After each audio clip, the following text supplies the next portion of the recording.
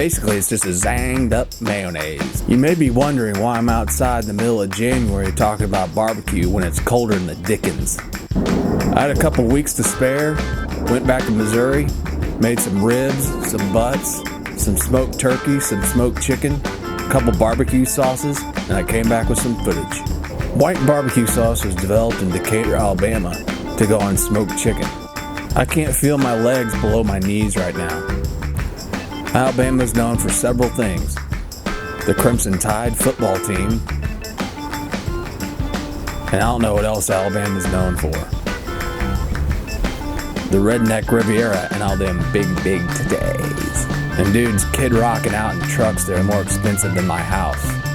I don't know where they get the money, but they have it.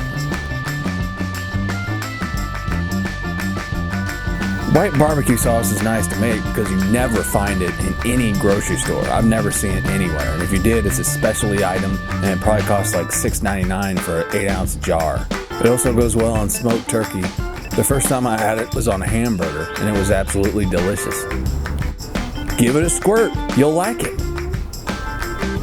My fingers feel like 10 frozen fish sticks right now. This sauce requires 0 stovetop time. A lot of these ingredients in white barbecue sauce aren't that exotic. Actually, you can clean out a refrigerator pretty well doing this thing. And sometimes I wish I was born, settled, and raised in Jamaica, and not this horse shit.